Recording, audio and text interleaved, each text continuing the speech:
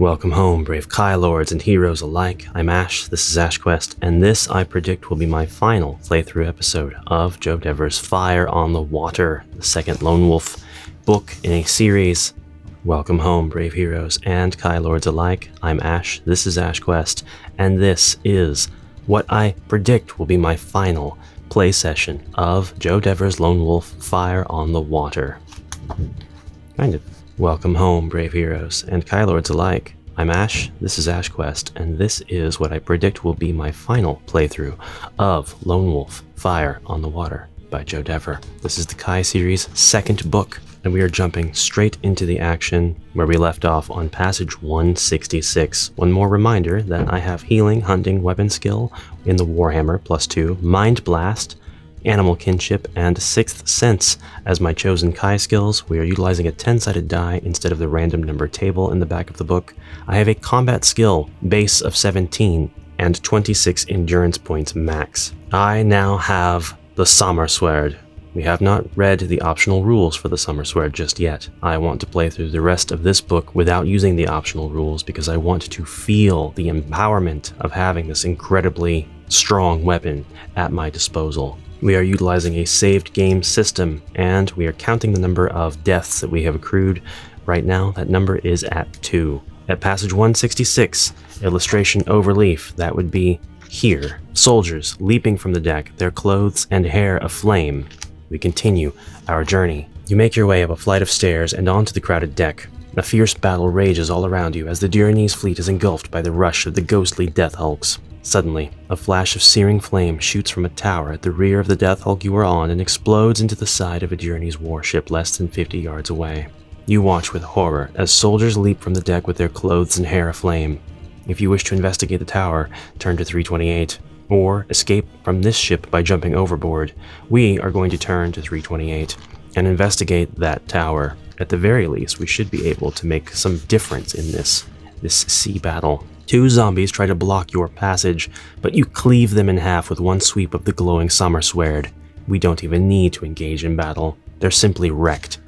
You are at the foot of the tower, and you can now see a hunchbacked man swathed in crimson robes above you. He wears a tall, curved tokmor, a magician's headdress. It bears the emblem of a writhing serpent. In his right hand, he is holding a black staff. If you have ever visited the ruins of Ramos, regardless of whether or not you have the Kai discipline of tracking, turn to 113. I have not visited the ruins of Ramos. If you have the Kai discipline of tracking, turn to 204, and I do not. If you decide to climb the tower and attack the hunchbacked man, turn to 73. Or I can escape from this ship by jumping overboard, which I will not do. We will turn to 73 now. I have seen that exact passage referenced many times now, so I have to imagine it's going to take us back to a hub of activity, or it's instant death. The climb is very difficult, for you have only one hand free. The other holds the glowing hilt of the Summer Sword. You eventually reach the rim of the tower and quickly hook a leg over the narrow edge. You are about to enter the tower and attack when a thin voice makes you freeze in your tracks. "Now I shall delight in the irony of your death, Lone Wolf." The sorcerer is standing in the far corner of the tower. The twisted fingers of his right hand are pointing at your head. "Your quest has failed, Lone Wolf. Now you must die." There is a crack like thunder. Then a blinding flash of orange flame shoots from his hand directly towards your face. Turn to 336. I don't think this will have been a mistake. I think we're right where we need to be. In a fraction of a second, the searing burst of flame changes direction in midair and is drawn towards the blade of the Summer Sword. The bolt of energy disappears into the golden blade like water into a drain. Remember, the Summer Sword has the power to absorb magic. In this instance, this power has saved you from certain death. The sorcerer curses you, pulls a jewel from his ornate tokmor, and throws it at your feet. There is a flash of scarlet flame and a cloud of choking green gas billows up in your face, filling your nostrils with this acidic smell. You are forced to jump to the deck below to avoid the poisonous gas, and you catch a glimpse of the sorcerer as he frantically paddles a small boat away from the Death Hulk flagship. If you wish to dive into the sea and swim after him, turn to 109. If you decide to fight your way back to a Duranese warship, turn to 185. Here, I am puzzled, and I think I will go ahead and save my game at 336. A bit of a cheap tactic, but It's because I'm not sure if I'm going to have an instant death passage. We're going to swim after him. We're not letting him go, and we're going to turn to 109. I don't want this sorcerer having any more power than he has had. Blinking the foul water from your eyes, you can see that the flagship of the Death Hulk fleet is now fiercely ablaze. Black smoke is pouring out from the decks, and tongues of orange and yellow flame flicker all the way along its rotten black hull. I love that. Suddenly, you are aware of the beating of wings directly above you. Uh-oh. You are shocked to see a Kron hovering overhead, trying to grab at you with its sharp claws. Its hooked talons catch your cloak, and suddenly you are snatched up into the air. But it is to be a short flight. You draw the Sommersword and thrust it upwards into the soft belly of a creature. With a shriek of agony, it releases its grip and lets you fall. You gasp a prayer to Ishir that luck will be on your side and that you will land safely.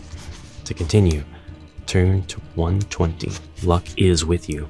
You land safely on the deck of the Kalkarm, a Dyranese warship. The soldiers here have fought a desperate battle and repulsed the enemy.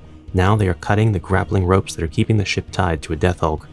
From out of the smoke strides Lord Axim, his face bloodied and his shield scarred by many sword cuts. Thank the gods you are alive, Lone Wolf. The fight here has been bitter and our losses are high. But I am heartened indeed to see you standing before me now, he says, and leads you to the ship's rail. Look yonder. Their flagship is ablaze. Yeah, I know. I did that. Through the fog of war, you can see that the huge Death Hulk is slowly sinking beneath a plume of dense black smoke. The Kalkarm is eventually cut free, and slowly it maneuvers out of the tangle of battle wreckage. A wind begins to stir, filling its tattered sails and carrying away the smoke of battle. Lord Axim orders the royal arms of Dyranor to be hoisted aloft so that other ships can rally to the Kalkarm. For the first time since the battle began, you can now see all the other Dyranese ships. It is an amazing sight, for as the enemy flagship sinks beneath the waves, so every Death Hulk on the horizon upends and returns to its watery grave. Their sorcery is broken. We have won the battle, says Lord Axim. Yet within the space of a few short minutes, not one of the Death Hulks remains to be seen. Turn to 225. 70 Dyranese warships left port backs, but only 50 now enter the home gulf. The battle has claimed many brave men, including Admiral Calfin, who died aboard the flagship Dyranor, the first ship to be sunk in the engagement. Yet despite the heavy losses, a great victory has been won by the Dyranese, a victory which infuses them with a revitalized strength and resolve so that the past ordeal of both the voyage and the battle are now forgotten. As their optimism and determination return, all are eager to reach Homegard and raise the siege. It is dusk on the 37th day of your quest when you sight the spires of Homegard on the horizon. The city still stands defiantly against the army of Dark Lord Zagarna, although it has been constantly under siege since you left. Flickering in the darkness, you can see the small fires which are burning throughout the capital. A confident Lord Axim joins you at the prow. The moonless sky will aid us this night. We shall enter the harbor unseen. Come the dawn, my men will scatter this wretched foe like dead leaves upon the wind of a storm. As you enter Homegard Harbor at the head of the Dyranese fleet, you unsheath the golden Sommersword and prepare to fulfill your destiny. Turn to 350. And it is. With passage 350, we will likely end this journey. What an awesome line from Lord Axim, by the way, scattering the enemy like dead leaves before a storm. Homegard has suffered greatly since your departure. Many of the shops and houses you remember passing on your way to the quayside are now little more than smoldering heaps of ash. Dark Lord Zagarna's army has besieged the main walls of the city for several weeks and is surrounded. It is surrounded by their evil engines of war. The flaming arcs of fireballs can continually be seen shooting through the pre-dawn twilight, raining down flame and destruction on the city streets. It is a testimony to the bravery and resourcefulness of the capital that these many fires have quickly been contained and not allowed to spread. The citizens fight the fires as best they can, but they are hungry and desperately exhausted. All know it is only a matter of a few days before they will be forced to surrender. At first, as it enters the harbor, the fleet is mistaken for the enemy, and wailing cries of despair can be heard all along the quay. But the first of the soldiers set foot in the city and unfurl the royal arms of Dyranor. The news of your safe return spreads quickly. The cries of despair have changed to a chorus of cheers. The Kai have returned! I don't know about Kai. There's only one of us. The Kai has returned. You are met on the quayside by King Ulnar himself, and he welcomes you back to Homegard with open arms. Upon seeing that you possess the Sommersword, he details a company of his royal guard to escort you at once to the barbican of the city's main gate. by way of a passage that runs from the King's Keep to the North Watchtower and permits you to move undetected and safely through the city. You're standing at the top of the Grand Watchtower, high above the barbican of the city's north gate, when the first light of dawn creeps slowly over the eastern horizon. Thousands upon thousands of the black-clad enemy are massed around the city walls, huddled like loathsome insects in the trenches that scar the Homegard plain. In the midst of this horde, a great red tent has been erected bearing the symbol of a broken skull. It is the mark of Zagarna, Lord of Kag, Archlord of Helgadad. His great ambition is the destruction of Homegard. His fiercest desire is to lead his army personally to victory over the House of Ulnar and claim Sommerland for his own. But victory is not to be his this day. Instinctively, you raise the Sommersword high above your head. The first shaft of dawn sunlight catches upon the tip of the golden sword, and a brilliant flash of blinding white flame runs the entire length of the blade. The power of the Sommersword electrifies you. It is the most incredible sensation you have ever experienced. Your senses reel, and your mind becomes completely focused. Now your body and mind are in complete harmony, and you react instinctively. You lower the Sommersword and point the blade towards the red battle tent of Dark Lord Zagarna. There is a mighty roar as the power of the Sun Sword increases, and a deafening crack when it is unleashed in a searing white beam of fiery energy. The tent explodes, and a brilliant fireball of billowing white flame mushrooms skyward. Above the noise of this destruction, a long and terrible sound rends the air. It is the death cry of Dark Lord Zagarna. The leader of this evil army has been destroyed. Gripped with fear and panic, the vast black army rises up from their trenches and runs in chaos from the battered walls of Homegard. The impossible has happened. Their invincible master has been slain. Again, the Sommersword has returned to defeat them. King Ulnar commands the army and the allies of Duranor to ride out of the city gates in pursuit of the panic-stricken enemy as they flee back towards the Durncrag Mountains. Victory is sealed with the destruction of Zagarna's defeated army, and the glory of this great victory is yours. Homegard and its citizens have been spared, and the murder of the Kai has finally been avenged. But for you, Lone Wolf, a life of high adventure has only just begun. A new and deadly challenge awaits you and the Sommersword in the caverns of Kalte. Oof. What an incredible ending, and what an amazing and awesome and well-deserved and extremely perfectly placed illustration detailing the mighty roar as the power of the Sun Sword is unleashed in a searing white beam upon the red tent that houses the evil Dark Lord Zagarna. It is only a shame that I did not get to witness the face of this enemy as he was exploded in blinding, searing light, sending his thousands upon thousands of minions into a chaotic panic. Look at this. Look at this. This guy is about to get absolutely wrecked by this falling dunnage. I love it. I love it. They are so shocked. They don't know what to do. They don't know what to make of this. They're done. They're done. Get out of here. Take your trenches with you. Go back to the crags before I unleash a few more blasts of my sword. It's like if Link from Legend of Zelda's very first game for the NES had the appropriate sword and full health and was able to shoot the lasers from it, except when the laser landed there was a nuke. What an awesome ending to an awesome adventure, and really an awesome duology of adventures.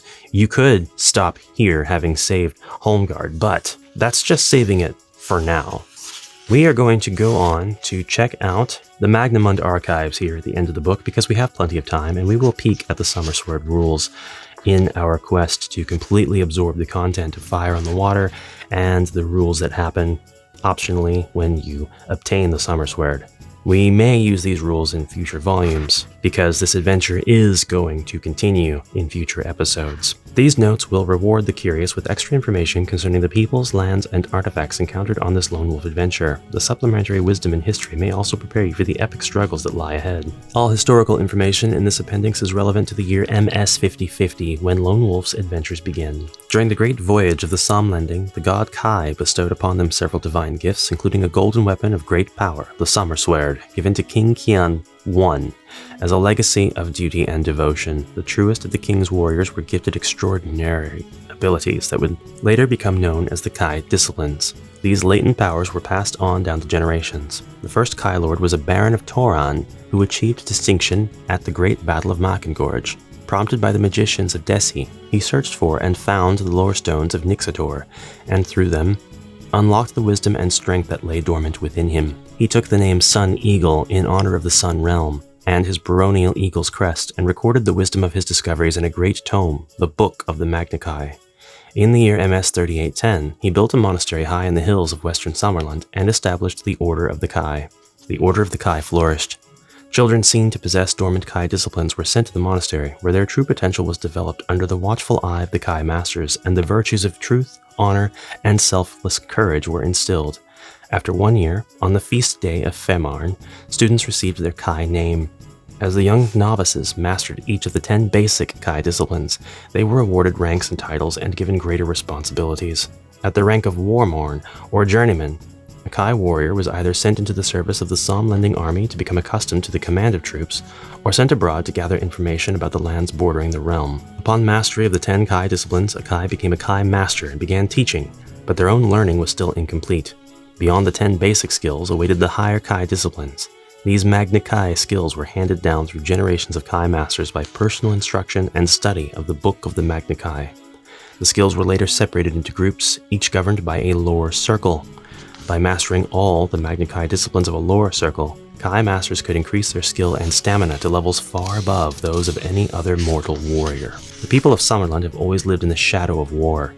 For centuries, they have grown strong in the face of this intimidation, and their army, though small, is the best equipped, best trained, and best motivated force in all of Magnamund.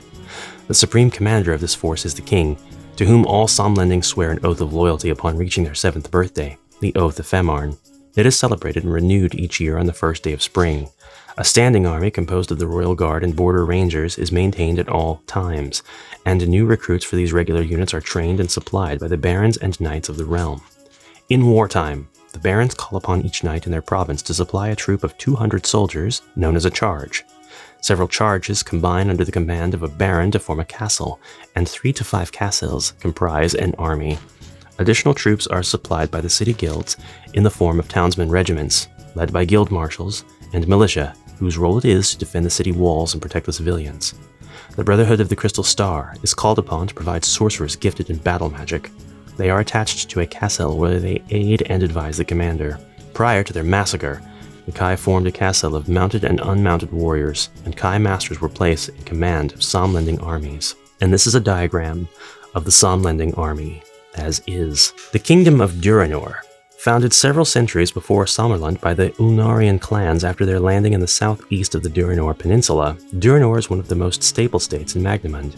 In the past, its territory advanced far west to the River Dorne. The old council of Ulnarian clans gave way to a monarchy in MS 3797 with the election of the legendary King Alin I, hero of the Great Battle of Mackengorge. The Somlending and the Duranese share many values, allowing a lasting alliance against the Dark Lords of Helgedad, strengthened by marriage between the two royal families.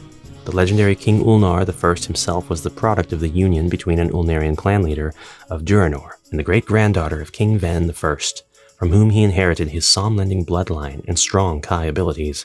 He was chosen by King Hai III to be his successor, and so began the Ulnarian dynasty in Summerland. The capital of Duranor, Hammerdal, is a formidable city of 130,000 inhabitants, one of the few in Magnamund to have never been besieged throughout its 1500 years, and can even afford the luxury of no outer walls. This is due to the tremendous natural protection provided by the Hammerdal Range, one of the highest in Magnamund. Its peak, Mount Elnarn, rises to over 20,000 feet above sea level. Its encircling mountains completely surround the fertile vale in which the city was built. The Vale of Hammerdal was discovered by Tarnalin, Kalencut, and Wyden, 3 hardy Ulnarian mountaineers. The Council of Clans, when informed of the existence of this pristine valley at the very heart of their territory, appealed to Somlending engineers to excavate 3 great tunnels, named after the discoverers, through the mountains surrounding it. These allowed the major cities of the country to connect to the Vale of Hammerdal, upon which the capital of the unified kingdom was constructed. The Seal of Hammerdal. After the Battle of the Mackengorge, King Bern I of Sommerlund sent the Summersword to Durinor into the safekeeping of his most trusted allies, the Durinese. Hammerdal was and remains the most secure location in all of Magnamund. This was not only a means of securing the Summersword, however. Securing an alliance with Durinor was of paramount importance to King Bern I. Sommerlund would not have prevailed at the Mockinggorge alone. In return for the Summersword, King Allen I of Durinor gave King Bern I the Seal of Hammerdal. This ring is the embodiment of the power and authority of the Durinese royal family and their most cherished treasure. This exchange was an ultimate act of trust between the two nations and laid the foundations for the Greater Freelands Alliance in MS 3802. Helghast. The most treacherous servants of the Dark Lords, these powerful undead shape-changers can adopt human form at will. This, coupled with their invulnerability to normal weapons, makes them ideally suited for missions of sabotage, assassination, and espionage. First created by Archlord Vashna to infiltrate royal courts throughout Magnamund, their subversion led to the Helghast Wars of MS 3520 through 3550. The Sun Realm was only saved by the hidden efforts of the Magicians Guild of Toron, who invented a spell to sense evil. They are often armed with a distinctive black blade forged in the furnaces of Helgadad, a sorceress dagger, or iron spear with twisted tip, wreathed in blue fire. We speak now of the Nudniks. They were created long ago to serve Agarash the Damned, the greatest champion of Nar. After his defeat, their numbers greatly reduced, and they became isolated in small areas, including the eastern Hammerdal Mountains of Durinor, where Nudniks evolved from their ancient Agarashi form into the diminutive rat-like humanoids they are today. The Fount of Ishir, close to their burrows in the mountains, gives off a fine mist that permeates the mountains and forests for miles. Over many centuries, the Blessed Waters transformed their lust for blood and chaos into a craving for extravagant clothes and shiny trinkets I would never have guessed. The construction of the three Great Durinese tunnels pushed the Nudniks deeper into their cave network, where they created the great city of Warrenholm. Smaller colonies remain in the caves adjacent to the Great Tunnels, where they discreetly scavenge the freight, avoiding any conflict with their taller neighbors. We speak now of Zal. Zal were the result of experiments carried out by Dark Lord Vashna and his Nadzirinim to produce a more powerful swamp gyak, the ancestors of all gyak subspecies. Gyak or jak? I keep forgetting this. This is a crucial term. In many respects, the experiments were seen as a failure and were ultimately abandoned. Countless Zals became food for the Kran. However, Zals possessed a cunning superior to the other Gyak subspecies and a strong sense of self-preservation. Thousands fled from Helgadad in a desperate exodus towards the Jernkrag Mountains and settled in the wildlands. They multiplied, mingling with the human populations, in villages such as Gorn Cove and even Somlending border posts such as Mudmoor. They are to the Gyaks what goblins are to orcs, I suppose. Though first used to command Gyak slaves, the language has evolved over many years of use. While not all Gyaks speak with fluency, anyone learning the language would be wise to understand how proper Gyak is spoken. I don't know if I want to learn proper Gyak. Not only will this aid in comprehension, but when infiltrating the forces of Nar, the wrong word at the wrong time could be disastrous. Lesson 1 was in the first volume of this series. This is Lesson 2, Word and Sentence Structure. Pronouns are made plural with the same endings, which means I becomes okim or oka, which means we. Okak means thou, and it becomes okakim or okaka, which means you, plural. Dok, which means he, she, or it, becomes doka or dokim, which means they. Pronouns, like Jack themselves, have no gender. Jack sentences follow a simple subject-verb format with qualifiers placed before the modified word. I rest, okta. The Jack moves, zegordak. A doomwolf dies, akamazgaj. These lessons make use of the archaic pronoun thou when referring to the second person singular to avoid ambiguity. Smart. The power of the Summersword. The most powerful goodly weapon to be found in Aeon, the Summersword was forged by the god Kai with the assistance of the Nuoma, a race of demigods who serve him on the plane of light. It harnesses the power of the Sun Star, the manifestation of Kai's power in Aeon, and is the bane of the champions of darkness, especially the Dark Lords of Helgadad. The Summersword can only be wielded by the Kai Lords of Sommerlund, empowered as they are by the grace of Kai. Advanced Mode. This medium difficulty option makes the Golden Blade a special item which can only be used in sections where it is specifically mentioned.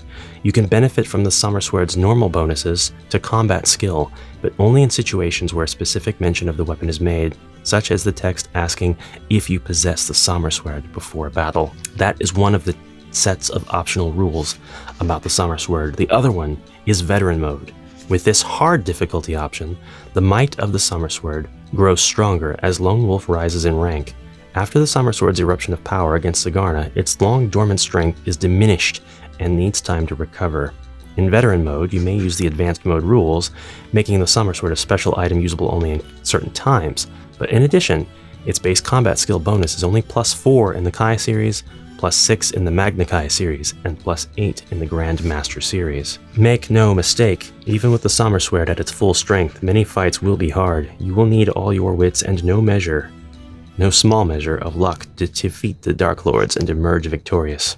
Feel free to experiment with these options. As long as your journey feels challenging and exciting to you, there is no wrong way to play. We now have come to the notes and a shot of the next adventure, the Caverns of Kalte.